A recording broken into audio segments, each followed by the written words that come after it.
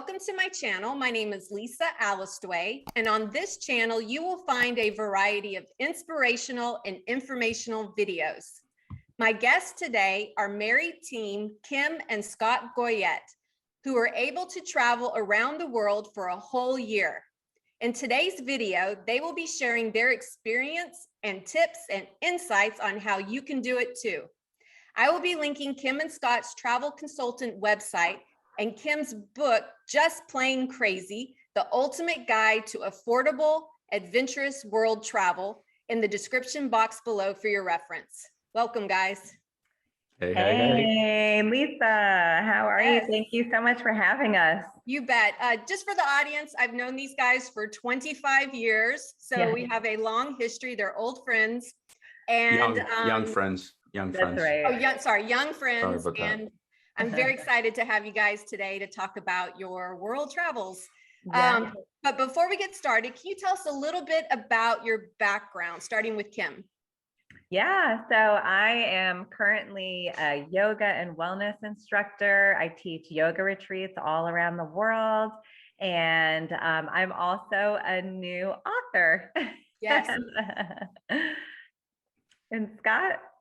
I am a motivational speaker, a professor, a podcast host, an author, and a life coach, inspirational self-growth coach. So I just have a bunch of vehicles and use them all to help people get better. Fantastic. Fantastic. So can you guys tell me a little bit what gave you this idea that you would want to travel around the world, starting with Scott?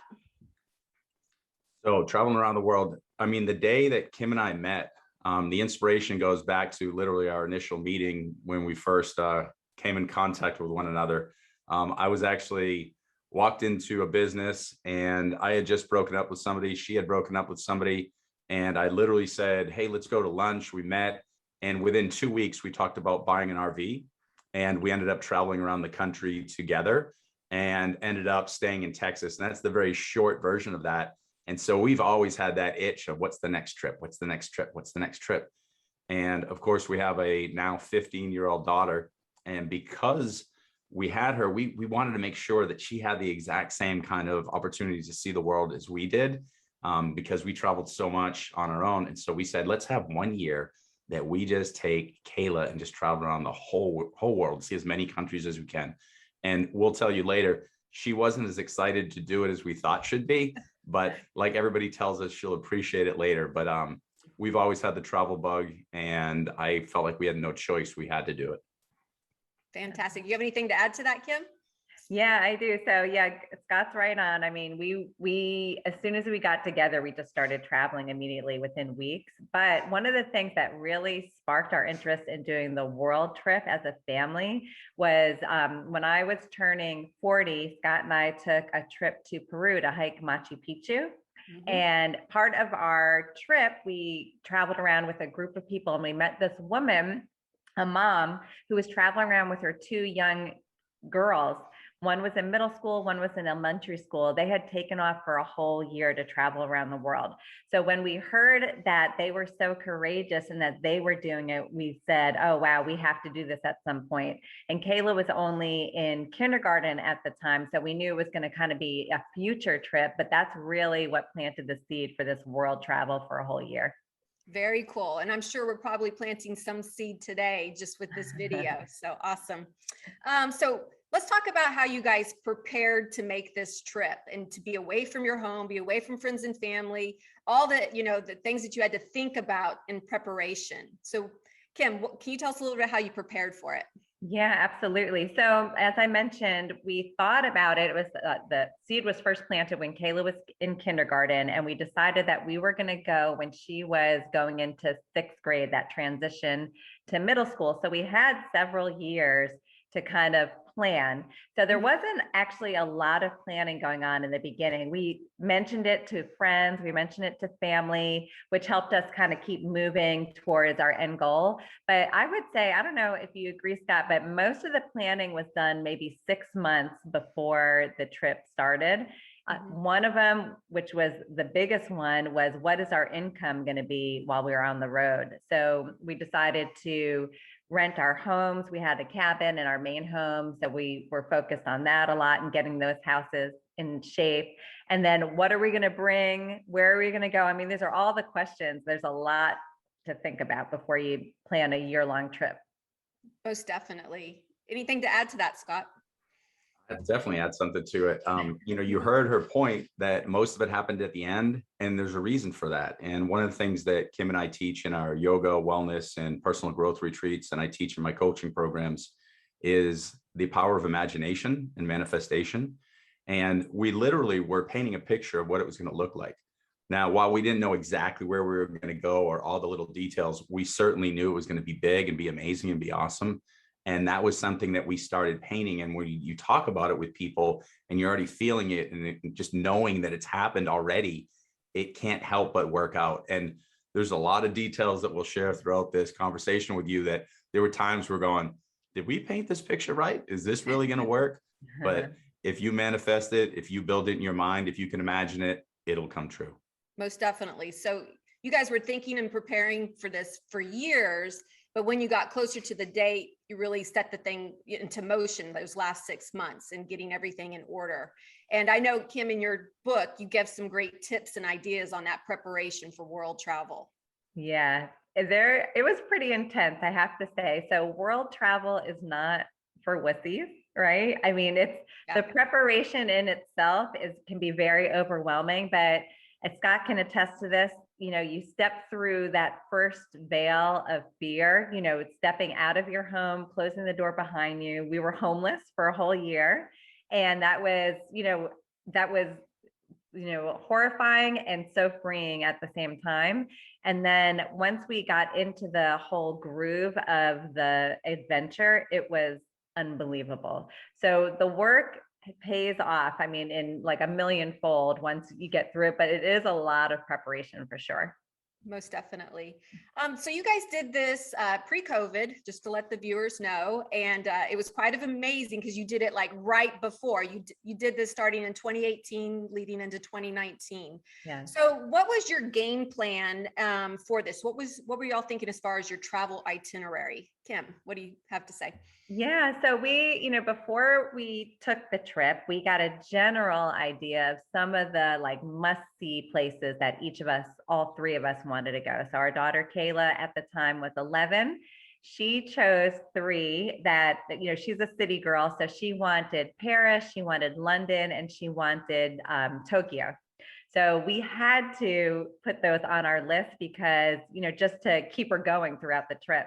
Yeah. And then for me, I was always called to Thailand. I wanted to learn Spanish while I was on the road, and hopefully Kayla as well. Scott speaks some Spanish.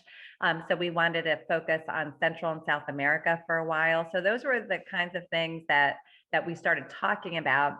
And then I also really wanted to see where my ancestors are from. So I'm from Eastern Europe. My ancestors are from Eastern Europe. And so we kind of weaved that into the trip as well. Okay. You have any thoughts, Scott? Yeah, that's pretty much on point. And my role, anybody who's in a partnership, relationship, husband and wife, partner, that each person does something really well and the other person goes, how the hell did you do that? Well, my gift is I can look at things and go, okay, we'll go here. Here's the best value. This is the right time of year to go here. And so I was able to figure out as we went into South America and we came back and then went to Asia and came across to Europe. I was able to orchestrate that. I have to say pretty darn well. That worked out pretty well. We didn't die. That's what we were looking for. We wanted to come back alive and we had a great time and we didn't kill each other. Yes. There's some value in that, right? Most definitely. We'll talk about some of that stuff as we get down the itinerary here. So let's talk about leaving day one and what that felt like for you guys, starting with Scott. Well, the leaving day one was cool because we were with a friend of ours in Houston, Texas. We flew to Houston. We spent the night. And I'm going to share an important story. Your cat Moo Moo was brought into the hotel room and had to pee so bad that Moo Moo made a decision, said, I can't just pee on a carpet, and jumped in the tub and peed. So I don't know if that's a form of good luck. Manners. And I just thought it was some like good luck. A bird poops on your head. I was like, cat pees in the tub. This is going to be a good trip. So Right. that's A good send that off. was that's what I saw. Yes, absolutely. I Yeah. remember that you forgot a very important credit card. Oh yeah, that's right. Yeah, we did. Yeah, we actually how did we handle that? I'm trying to remember. I don't know if we forgot it, if it wasn't delivered yet or something like that. No, it was actually at P. Terry's Hamburgers. We like, left it behind somehow. I don't know how. I think how your it parents happened. mailed it to you once you got to your Somewhere. first Someplace. destination. Yeah.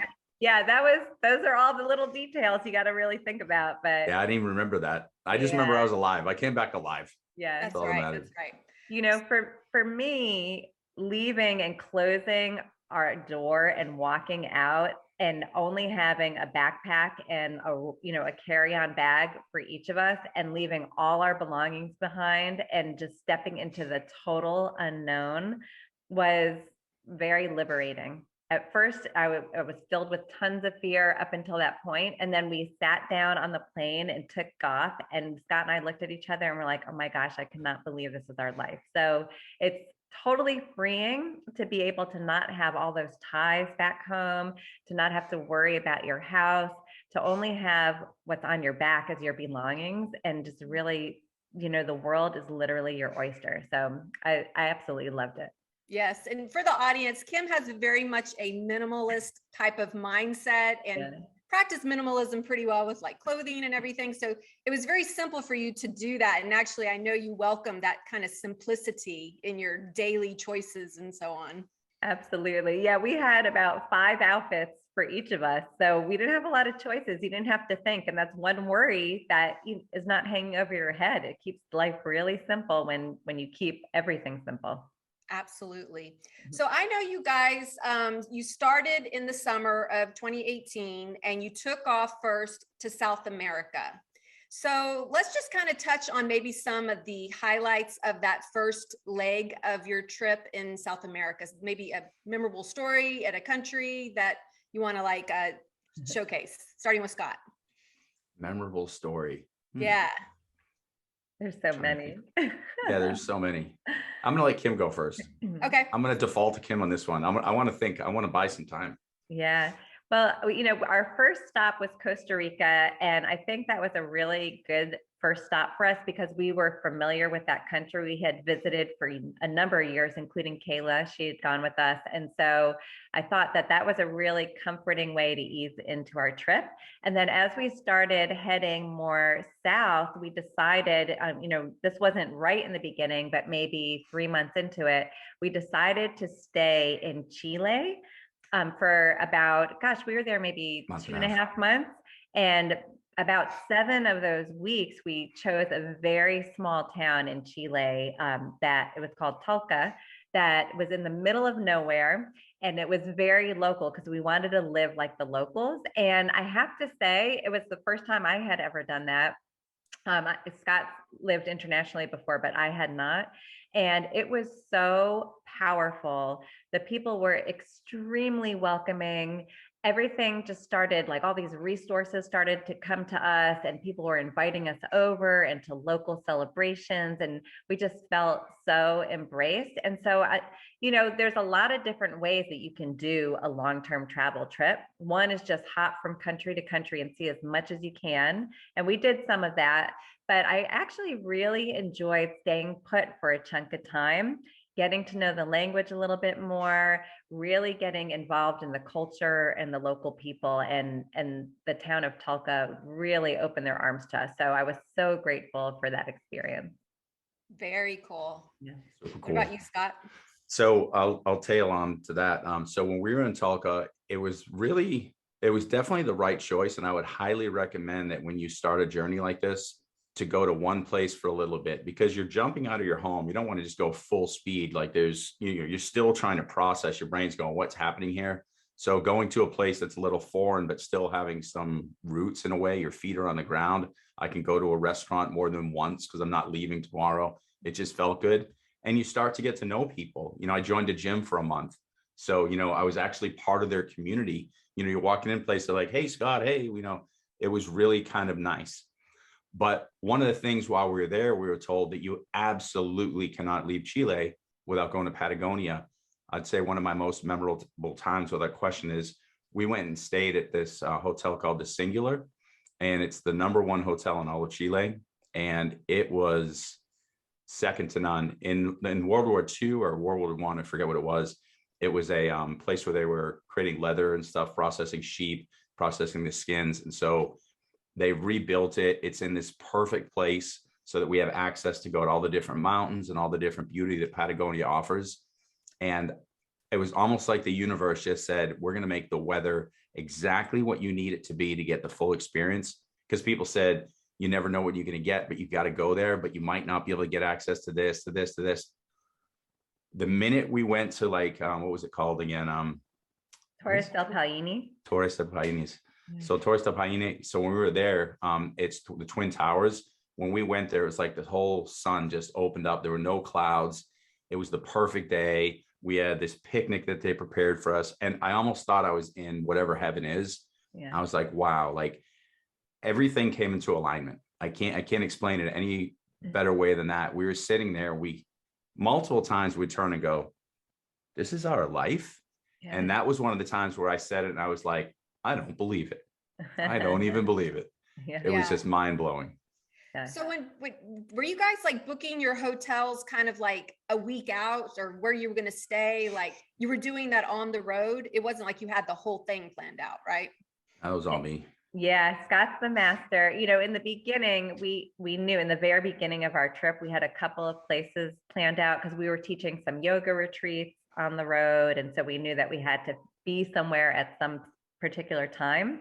But many times we filled in the blanks. When I say we, I mean Scott. He was the master of all the planning. So he would hop online. We'd have a general idea of where we wanted to go. And then he would just find great deals on hotel stays or Airbnbs or different, venues for accommodations. And then he'd find good flights. And then that's where we would go. So it was actually very, spur of the moment oftentimes, because we had a general idea and then he would just fill in the blanks for us, and it ended up working out really well, having that flexibility. Very cool. So I had the fortunate opportunity to join you guys and visit you over my Thanksgiving break. And it was interesting because I was able to bring along one of Kayla's friends. She flew down with me, and so that she could visit Kayla, because I know Kayla was homesick. Mm-hmm. And I had, like I said, the fortunate ability to see you guys in Antigua, which was amazing. Yeah, Guatemala. Yes, that was you know what, Lisa, that experience with you, we went to a coffee plantation, and that was one of the highlights of my trip. Yes. It was absolutely fabulous. From bean to cup, we got to experience not from a big farm, but from a very local farmer, and go to their home and have lunch at their home. I mean, it was unbelievable, the whole experience, right on the side of a volcano. We got to watch a volcano erupt together. That was so crazy too. Yeah. Unbelievable. Yeah. Unbelievable.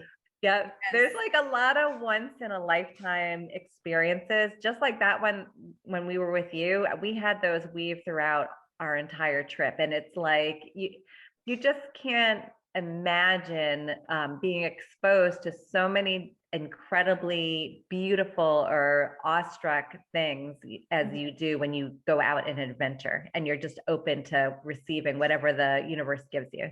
Yes. Yeah. And I was definitely impressed with Scott's driving skills when we were there, because they don't have like the same rules that we have here in America. And no rules. Yeah. It was something else driving in that traffic.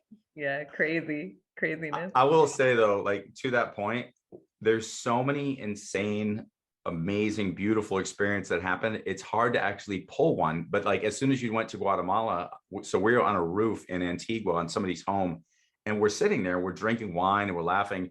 And suddenly I go, fuego. I go, it's called fuego. It's called fire. I go, it's erupting. And everyone's like, yeah, whatever. And they're still talking. I think it was you. I'm fine. Like, I'm least, look, it's definitely erupting. I'm positive. Yes. I'm not like a volcano expert, but there's stuff spewing out of it. And you guys are going, maybe it is. I'm like, no, it definitely is. And then everyone's like, holy shit, it's erupting. And it really was erupting. And they evacuated like 10,000 people. It was coming down on the other side. Yeah. But the point is, we're literally sitting there casually drinking wine, watching a volcano erupt like a mile away. Like you don't get that, it's typical Tuesday in some countries, but not here. Yeah, It was exactly. special. It was magical, like Very much once in a so. lifetime thing for me. It was my first, probably, maybe not my last volcano, but it was awesome. I don't even need another one. I don't need another one. I'm good. Yeah. That's good. So I know you guys made it all the way down to Patagonia, which was amazing and beautiful from the pictures that I saw. Any thoughts on that one when you were in Patagonia? Oh my gosh. I would say Patagonia was for me, the most unique beauty that I've ever seen, because there's many beaches, that we're blessed to see, and many beautiful mountains and hiking trails and things like that. But Patagonia is so pristine. I've never seen the color of blue so crystal clear as I did there. Mm-hmm. The sky and the water is so clear and pristine. You can't tell where the sky ends and the water begins. It's unbelievable. So I would say that was probably one of the most unique beauties that I had ever experienced. Feel so grateful, because it's a pretty big hike. It's a trek to get all the way down there. There's many stops, and I just feel very lucky that we were able to make it on our trip. Very cool. So you guys started, like I said, in the summer of 2018, you started going with Central America into South America, and then you decided that you were going to come back to the United States for the Christmas break. Yeah. So why did you feel that it was need to interrupt your world travel and to come back for Christmas? Yeah,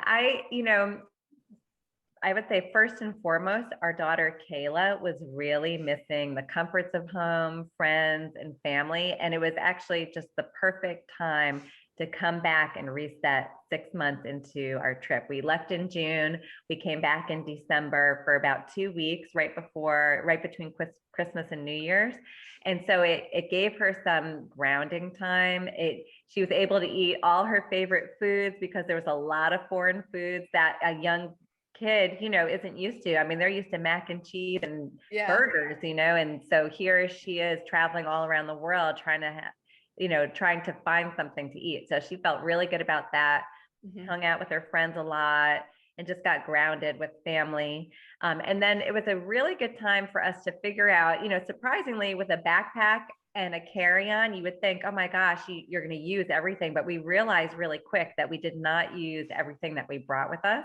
So we dropped off and left some things behind and replenished some other things. And while you're on the road, surprisingly, some of the most simple things that you think that you can find are not accessible, like certain vitamins. So we restocked on things like that. And it was just a really good reset for all of us. So I felt replenished after it as well. So you'd recommend adding some kind of time to come back, maybe recharge your batteries before you do a complete around the world. Especially if you're traveling with kids. Yeah, I think it makes a big difference when you're traveling with kids to be able to have some type of grounded time throughout your trip. It can be, weaved into anywhere, but it just worked out perfect that it was right around the holidays for us. So even better. Yep. Anything to add to that, Scott? No, I fully agree. I mean, if I were to do it all again, I would do the exact same thing and have the time you come back for the holidays, because at the time you're connecting with family, nobody's working. It's a peaceful time. You're celebrating, like, being together. You're going to guess it's exactly what you need. The country just feels right. Like, it just felt very organic, and it was definitely the right thing. And that's a great point too, because we were trying to find probiotics. And everybody, if you get probiotics in almost any other country, especially South America, it's not a proactive thing. Like, people don't take probiotics. You take it because you took antibiotics, and then you're taking it with a prescription to reboot your good the good bacteria. So it's literally it's weird, and you can't buy a bottle. You buy like 5 at a time for like $20. So we came back and we got a bunch of stuff like that so that we could have that. Very cool.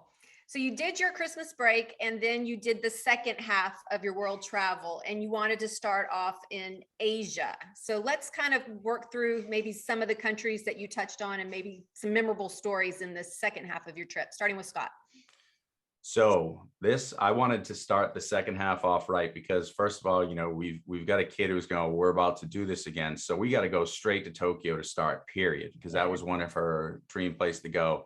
And then for Kim and I'm like, if we're going to go to Tokyo for a 14.5 hour flight, it's going to be in business class because we want the beds and the champagne and the whole 9 yards. So let's just say this. Like, I'm never going to say exactly how we did it, but I will say we got it for a really, really, really cheap price, but I don't want to get in trouble because I have status on these airlines. But I will say that the deal we got was phenomenal. We flew business class. We had amazing hotels that we were staying at. And the priority was comfort, ease back into it, and get that kid to Tokyo. And and I do have actually, I got to share this one story. So we get to Tokyo, and one of the things that we're used to is, we have status with Hilton Hotels. So we enjoy the lounge. And there were so many people that must have bought rooms that had lounge access that we had to wait. And so we weren't able to get into the lounge, which was like irritating because we were waiting to eat there. So they're like, yeah, sorry, you could come in at like 7. So we're waiting like 2 hours to get into the lounge in our room. We finally get in, there's like no food left. And they're like, we're so sorry. What would you like? And I'm like, I don't know, any kind of protein. Well, these guys are tired of waiting. So they go back to the room and they bring 3 of the Kobe beef steaks, like the most expensive steaks. And I just sat and ate 3 steaks by myself with a bottle of wine. And that might have been my favorite Asian experience. It was to this day, I'm like, could I just go back to that moment one more time? My favorite Japanese experience are the toilets. They are amazing. If you ever get a chance to poop on a Japanese toilet in Japan, it is It's nice. Life-changing. It's beautiful. The seats, there's buttons, the seats warm. There's like, you push one button and the water shoots up in your frontal parts. You push another button, it shoots in your back parts. And then there's music playing. It like air dries you. It's unbelievable. I was so spoiled. I didn't want to leave. That was Kayla kept running in and pressing buttons. She thought it was the funniest thing. She'd run in and kick the door and press the buttons and then run out. We'd just listen to Kim. Would be like, oh, okay. Yeah, that was real. They're really, the Japanese have it down. Very cool. So I remember you guys went to Thailand. Is that right? Yeah. Yes. Yeah. Can you tell us maybe a funny or memorable story from Thailand? Yeah, Thailand was incredible. It had been calling to me for years. I just really felt connected to the Buddhist nature and so on. And when we got there, we got into Bangkok, and Bangkok is one of the craziest places on the planet. I cannot tell you that it's just absolute chaos. And so when we got in, I was so disappointed because I thought it was going to be the beauty and the peacefulness that I had imagined. And it was absolute chaos. And plus the jet lag and the time difference. And so I felt like I hid out in the hotel personally for a few days because I was just so overwhelmed. But then once I started to venture out, the Thai people are some of the nicest and warmest people on the planet. It's the land of the smiles, and I can see why, because everybody is very loving. And so even though the chaos was going on in Bangkok, we actually really did enjoy our experience there. But even more so, we got to venture out to a few different places up in the mountains in Chiang Mai, when we got to go to this incredible, it was a temple all the way on top of a mountain. On the full moon, they were doing this huge full moon celebration, and we just sat up there again. It was like absolutely surreal. There's Buddhist monks that were singing to us, and then everyone is praying, and the full moon is out. We're overlooking this beautiful city, and again, it was like this surreal moment. And so we got to travel, and I think we spent maybe about 2 months in Thailand because we loved it so much. Oh, yeah. And it's so damn affordable. It's like, yes. It's almost free. It feels like it's crazy. So if you're looking for your money to last a long time while you're venturing, then Southeast Asia is the place to go. Very cool. Anything else to add, Scott? I love Thailand, and I can honestly say that Pai is one of those unsung hero places that if you can ever go to, go. The only caveat to getting there is you got to go fly. You can fly into Chiang Mai or Bangkok. But Chiang Mai is much closer for the drive. It's maybe 3 hour drive, but it's the windiest road on the face of the earth. And not just windy, but windy and like up and down. And so it's almost a guarantee that you're going to throw up no matter how strong your stomach is. So someone said to us, they're like, if you do go, don't take public transportation and find somebody that comes recommended that's a really good driver. And we're like, how important could this be? So we found this person who had their own limo, and they were like literally slowing down the corners going, I'm always like, get there, hurry up. And I'm like, thank you. They were going so slow and so nice. And then we got there and it was pure magic. It was people like the tattoo artists, everything was just very like ethereal and beautiful. People making food on the streets, and everything was super healthy. The energy, the yoga, the animals were all coming up to you, the cats, the dogs. It was like this like magical fairy tale world that was at the end of this horribly windy road. And it was wonderful. Very cool. I know one of the things you do, Kim, is you always write like a thank you gratitude note to the housekeepers whenever you stay in a hotel. And I forget what country it was, but you guys missed a bombing at a hotel. Sri Lanka. Yeah, Sri Lanka. Like you were there, that hotel, like the week before it happened. In this, we were eating breakfast. The bomb would have went on underneath us because we were sitting next to the window. It would have literally blown up the place where we were sitting. Yeah. We were, it's kind of touching on safety a little bit when you're traveling or vagabonding or long-term travel. We surprisingly felt incredibly safe our entire trip. We never had a run-in with someone that was pickpocketing, or we never felt unsafe. And I think it's twofold. It's because we just assumed that we were that's the way the trip was going to run, that we were going to be protected.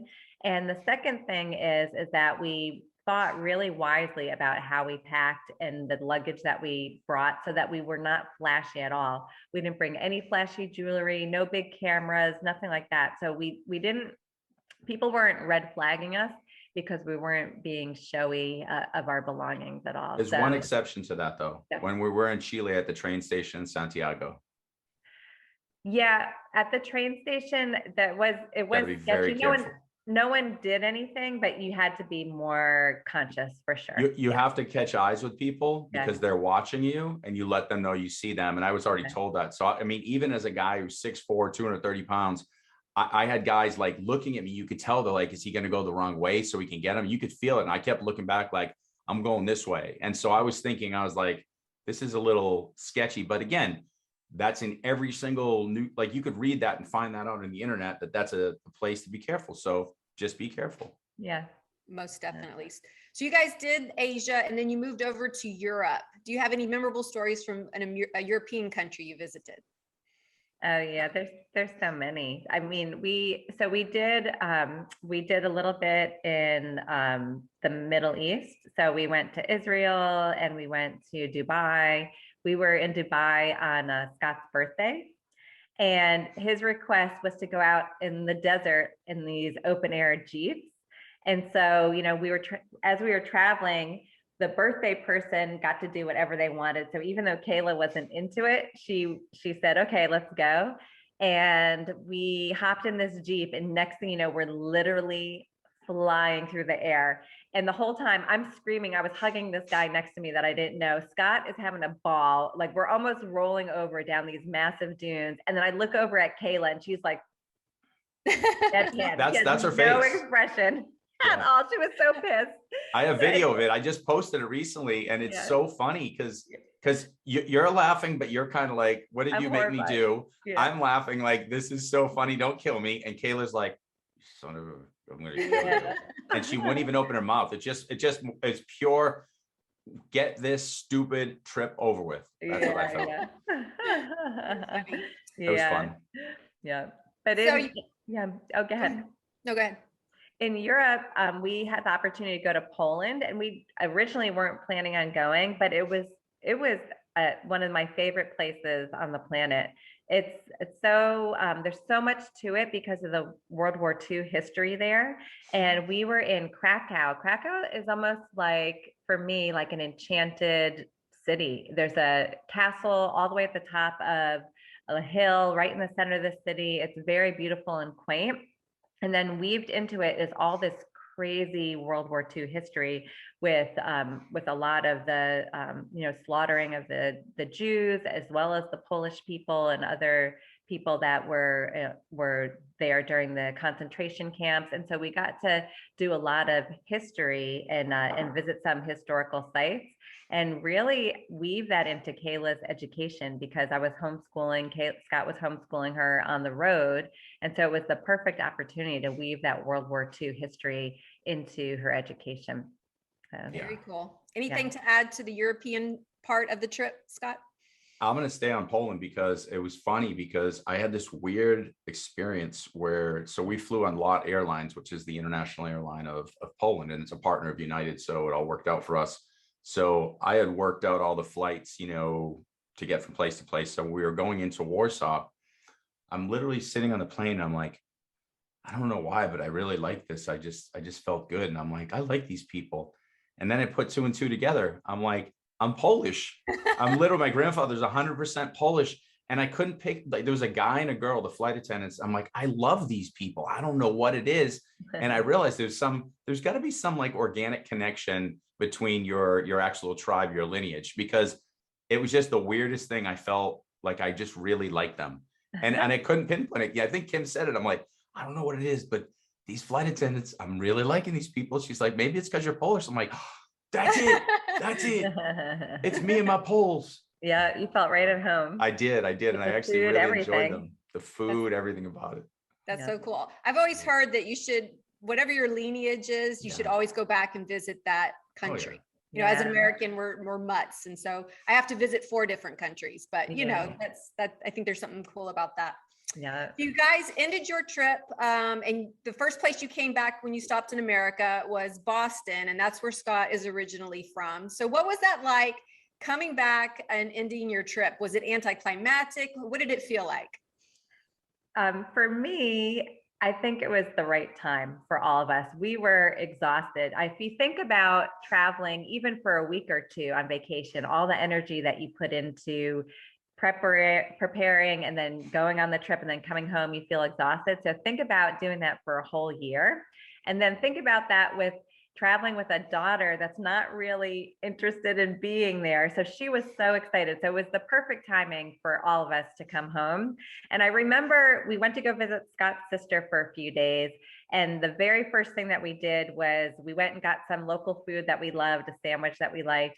But then I had to run into CVS for a minute to grab some supplies. And I remember checking out, and the woman was like, oh, it's, $10.79. And I looked at her and I was like, that's it. That's like, I didn't have to think about the exchange. I didn't have to think where I put my credit card, like all the things when you're traveling, like it was just so easy. So I started laughing. She must have thought I was like this crazy woman, but I was like, oh my gosh, it's so easy. And then I gave her my money. And I just remember the ease of being home, because you're not translating, when you're traveling, you're on 24/7, you're always having to think about where I am and how can I make it in this like foreign area. And so being home was so relaxing and peaceful, and it felt really good for me.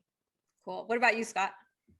So I had a slight bit of disappointment, but I had to deal with that. So we were in England, and we had a great time in London, and we went to Camden, and we went and saw the amazing, what was that thing that's supposed to be amazing? The, the Stonehenge. It was so silly. Don't do it. So we did all that, and literally 2 days before we're flying out, the airline that we were flying on, we got first class tickets on this airline to Iceland, and we were supposed to go for like 4 days just to check out Iceland, and they went out of business. It was called Wow Airlines. It was this big purple plane, and we were all excited. And there's a reason that first class ticket was like $400. It's because they were about to go out of business right then. So at the last minute, by the time we had to convert everything, we ended up going back to Boston. So I had this, I imagine, I'm a manifester. So as things are happening, I'm like, and next we'll be here, and we're going to be in this beautiful area. And then I had to go, not like I had to go to Boston, but it took me a minute that I was like, we're not going to Iceland. But then as soon as there's this roast beef sandwich that you get in Boston that just changes everything. So if you're ever mad, you go back to that food when you're a kid. And as soon as that roast beef melted in my mouth, I was like, we cool. Very cool. So you mentioned that you were schooling your daughter on the world travel trip. And what are some things that maybe you could share with others who are thinking of taking their own kids with them on a world trip? Starting with Scott. That's a really, really good question. And here's the thing. I mean, one of the things that's hard with kids is pushing them to, do certain things that we decide are good for them. And then at some point saying, hey, they need to make decisions and be part of the decision process. So I'll say this. I'm a big fan of letting Kayla pick whatever creative activity she wants, whatever sport she wants, go to the school she wants, and support her decisions. But this was one of those few things where in my mind, I thought this is something that we should do as a family. Now, I can't say this is the truth for every family. I don't know everybody's kid, but I truly believe, and I see it unfolding now, that to bring your kid on a trip like this is the ultimate education experience. And so her mind, because, she's a child, she's saying, I'm not going to be smart. I'm going to come back. I'm going to be behind. I'm going to be upset. You're ruining my life. You're destroying me. And that makes total sense based on the what they feel, because they're on autopilot, go from first grade to second grade to third grade. This interruption doesn't make sense, but she's seeing it now. And so she's saying, wow, I know a chunk of a second language. I've seen these things live. We were studying the Panama Canal in sixth grade when I wasn't there. We were at the Panama Canal. We were talking about the Holocaust. I was literally at this place, like she was in all the places. And now she's like, I get it now. And so she's starting to sink into that. So if your kid can handle it, or your children can handle it, the educational experience is going to make them 5,000 times of a better human being. And think of what we've got going on in our world right now. People lack perspective. And because of that, they lean into one tribe. So it's me versus you versus you. Once you meet so many tribes, you realize we're just trying to do the same thing, be happy, and you become an exponentially better person. So please do this for you. Please do this for your kids. And if they can handle it, do it. Yeah. And so this was Kayla's sixth grade, if anybody's wondering. Sixth grade, perfect year to do it. The first year of middle school, they don't have to go into that. It's I can't suggest a better year. Mm-hmm. And what do you have to add to that, Kim? Yeah, I agree with Scott. We chose sixth grade because it was going to be a transition year. And then also she was going to be old enough to have some endurance because she was carrying her own luggage. She needed to be able to have a little bit of stamina in order to be able to keep up. But also we wanted her to remember this experience. When they're very young, it's a nice thing to do, but they may not remember the experience. And then she's still young enough to like us and be willing to go. So that was like kind of the balance between all of it. I have to say that, she went to traditional public school before that and after we came back. And I was very overwhelmed personally with all the choices that all the routes you can go with homeschooling. Mm-hmm. So I, unfortunately, it was kind of a foolish thing. I Googled right when I was kind of tapping into the whole homeschool thing. I Googled homeschool and about 1,000 different options came up. So ultimately, I felt like, we had a lot of flexibility, and the school that she was going to return to said all we really needed to do was provide a report card for 5 basic, for the main classes. And I was like, okay, are you sure that's all you need to get back? They said yes. And so from there, we were inspired to just roll with it and use, our experiences of where we were, the countries that we're in, to weave the local culture, the local geography, the food, history, all that into her studies. So it was actually really mind expanding, not only for her, but for us as well. I mean, we really got creative. It was an awesome experience. And I was going to say, as the Goyette Academy principal, I definitely think that we had a pretty good school. Yeah, he was Principal Goyette. I was Teacher Goyette, and she was the valedictorian of the school. Awesome. Yeah, yep. I was also the lunch lady. Really good at my job. Yeah. Janitor. Yeah, did it all. We did it all. Did it all. So I remember when you came home at the Christmas break, there was a conversation about maybe she's staying with your parents, the grandparents, and not continuing on. There was like maybe a moment, and then maybe a wake-up call, and she decided, okay, no, I'll continue on and keep doing this. Yeah. But it was good that you gave her that option to like, well, me and Scott, we're going to take off, or you're welcome to come, or welcome to stay with the grandparents, so That might be a conversation you have to have with your kids as far as negotiating and compromising. Right, exactly. Yeah, I have to say, she was an excellent sport throughout the whole year.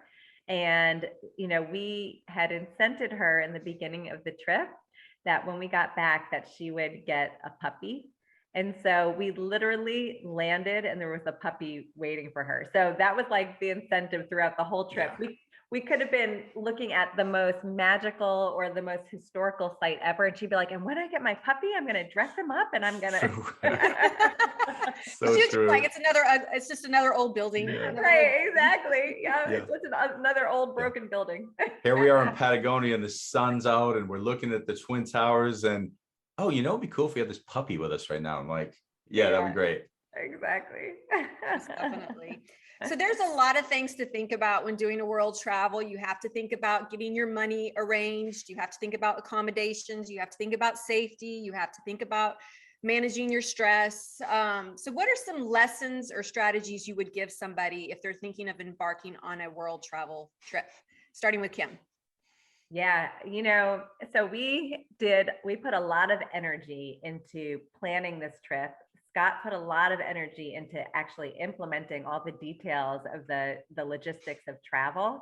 And so when we got back from our trip, we had so much information, and it was kind of information built on hard knocks, lessons learned throughout the process, a lot of sweat and tears that we put into the whole process. And so when we got back, I thought, oh my gosh, this experience was so incredibly huge for us. And I want to share it. I want the average person to know that they can do this too, because we are not wealthy. We are just an average income family, and we were able to do it. And if we can do it, anyone can do it.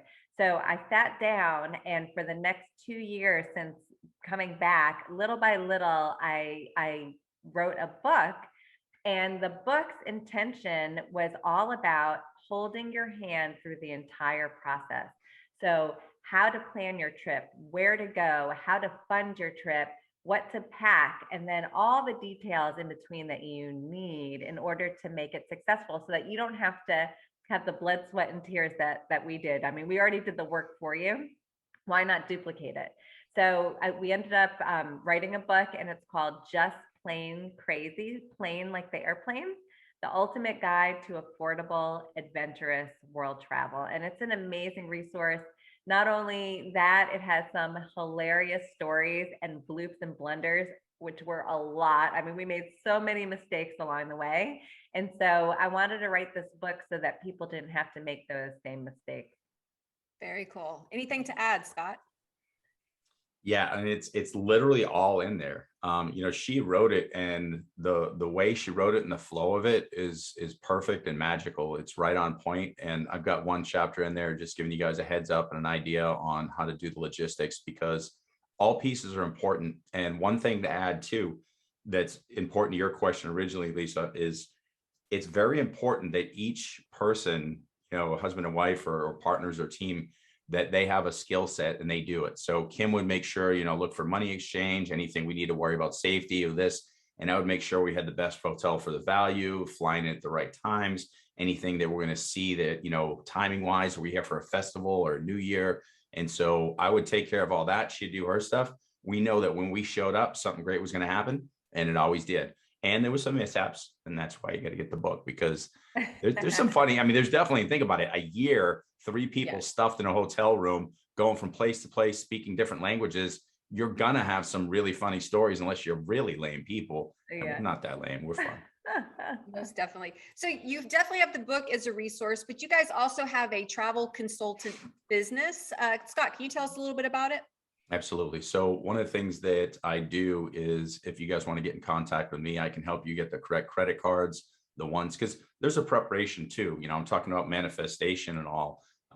Paint that picture, but in painting that picture too, aligned with Marriott or Hilton, aligning with United, making sure that you have the card that allows you to stay in the clubs at the hotels for free. At the airports for free. You might be in an airport overnight. How cool is it if the place has a bed or they have showers? We had all of that. We were always in first class situations because we prepared. We'd get free nights, free points. I can give you guys, I tell you an exact strategy based on your needs and your expectations to make sure that your trip is both affordable, adventurous, and magical. So very cool. Anything to add, Kim? Yeah, I'll give you an idea. So before we left for our trip, Scott did a lot of investigating on which credit cards to start using in order to rack up points. So we had a United credit card so that we could really stay in alignment with that and earn status, which helped us with lounges, like Scott said, upgrades, free luggage, all that stuff. And then we had a hotel credit card and we aligned with Marriott and Hilton. And that helped us with free dinners and happy hours, free breakfast. And when you're on the road and you have a budget, that really helps with your bottom line, right? So if you're getting free meals, well then, hey, you can spend that money that you allocated on meals to something fun to do. So it was kind of interesting because Scott did such a good job at the preparation that when we left for our trip, we had several weeks of free stays. And when we were on our trip, we did maybe about 3 months of free stays, just based on using our credit cards and points, in the right way. And he did an amazing job at that. So there are definitely ways to travel affordably and effectively and really have some free time. We rented out both our homes so that we could have a residual income. And then we just worked part-time while we were on the road. And the rest of the time was out exploring and having fun. So there's an absolute way to do it. And our business, our travel business, is called Just Plain, Plane, Just Plain Crazy Travel, will help you. We're like a travel concierge for you. We can help set that up for you. Yes. And you guys have the wisdom and the experience to back it up. Yes, Scott? I was going to say, and definitely if you go there and it says like credit card links, the first thing you want to do regardless is start setting up some points. And the reason I recommended Marriott is because they've expanded a Bonvoy. So they've got Sheraton, they've got Ritz-Carlton's, all kinds of hotels internationally now. Mm-hmm. So one of the cool things with that is when you get a free night, in the United States, it might be 40,000 points, but you can get 20,000 point or 10,000 point hotels that are great in other countries. And if you stay 5 nights, you buy 4, get 1 free. So for like 40,000 points in another country would be 1 night here, you get 5 nights. So what we were doing is we'd do a 5-night rotation. So we'd stay in Krakow for 5 nights for free. We'd stay in Warsaw for free. We'd go to Romania for free. And we were getting such great point turnarounds that what I was, spending on credit cards here, when I was flipping it around, it was pennies on the dollar. I mean, I literally could show you how to do it. If you guys are interested at all, go to that site, justplaincrazytravel.com, go down to the chosen credit cards, click on those links. We get a kickback on that too. And we appreciate your support because we like to help you and that we can give you free advice because we get a kickback from them instead of you. So very cool. So you guys did all the hard work that, other people can definitely benefit from. That's right. So we're getting to the end of this. Do you guys have any last minute pertinent things that you would like to add on the topic of world travel, starting with Kim? So if you have an inkling in your mind that you want to go on an adventure, it doesn't have to be for a year. It can be any type of long-term travel, whether it's for a month or 3 months or a season, whatever it is, a half a year. Step towards your fear and do it, because I promise you what is on the other side is absolutely magical. And was one of the greatest gifts of our life. Is to be able to do this as a family was even better. But whether you're traveling solo, with a friend, a partner, or your family, anyone can do it. And there's resources to help you. Very good. Scott? It's this simple. 90% of your brain or 90% of the things that you're thinking during the day come from your subconscious mind, and only 10% are conscious. When we're going around in this country, we're on autopilot almost all the time. You have no choice but to get off autopilot. Like Kim said, you're changing currency, you see something new. So it's literally like being a child, the curiosity, the wonder, you can't avoid it. So all the things that made life beautiful when you were a kid, you said those are gone because you stayed on autopilot. You cannot be anything else but filled with wonder and curiosity.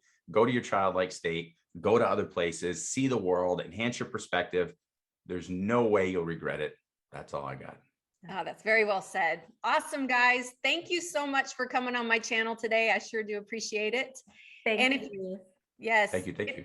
Thank you. And if you guys like this video, please give it a thumbs up and don't forget to share and subscribe and hit the bell to be alerted to when the next video drops. Thanks for watching. Thanks, guys. Thank you. Love you. See Love you. Bye. Love you. Bye-bye.